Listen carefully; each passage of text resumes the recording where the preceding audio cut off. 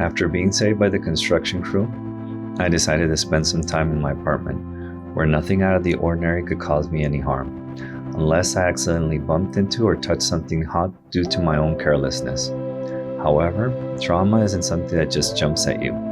It appears out of the blue, sporadically and without warning, as your brain processes what has just happened. When I finally had the chance to lie down and reflect, a realization hit me.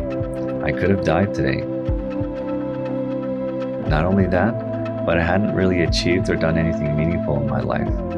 I lay there deliberately thinking about my achievements, my victories, my defeats, my legacy, if any, and how great it felt simply to be alive. Simple things like eating, sleeping, drinking, hearing, seeing, or even just going to the restroom were all gifts. Now that I'd had a near-death experience, I vowed to enjoy my life as much as possible. It could end abruptly and without notice, and I felt that I hadn't enjoyed it nearly enough. That was when the trauma began to creep in slowly and initially, unnoticed. I started to develop an innate fear of tall brick walls. It wasn't sudden, but the seed had been planted. I began tapping my apartment walls to make sure they were sound. Soon, I felt the need to check the building's overall rigidity. I went outside to perform a visual inspection, looking for cracks or slopes in the exterior walls, the pavement, or the structure itself. I wanted to make sure I wasn't living in a death trap. This initial inspection threatened to turn into an obsession. After all, I wasn't a structural or civil engineer. My visual inspection wouldn't mean anything if an earthquake hit. I needed reassurance, so I began calling different agencies, going down a rabbit hole that threatened my sanity. Just as I was reaching out to several architectural firms, I forced myself to calm down. I couldn't allow this fear to become greater than me. I refused to become the type of person to think everything's about to collapse on them, a distorted form of megalophobia. I couldn't just give myself a migraine that in the end wouldn't resolve anything. Before I dove into a hole I couldn't get out of, I decided to go out. I checked my phone to see if any new places had opened up since I last tested the city's nightlife. A new dance club had recently launched. I looked up the details to see if there was a specific event or if it was just a free-for-all scenario. I even decided to drive by during the day just to make sure the place existed and wasn't in a bad part of town.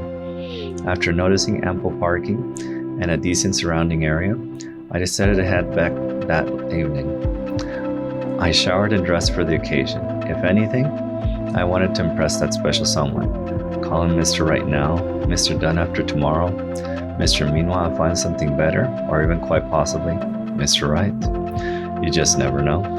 For now, Mr. Right has yet to appear. Upon arriving at the club, I began cruising the area, spotting all the potential somethings. I didn't want to hook up with just anyone. I wanted someone I was actually attracted to.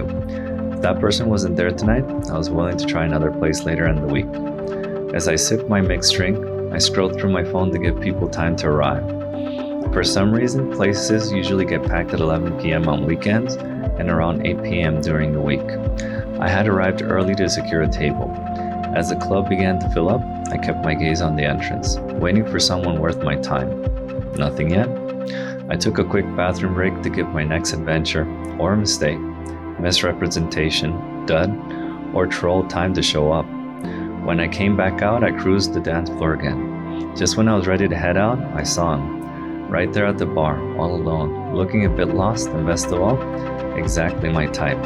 Very handsome, fit, tall, refined, cool, and well-dressed.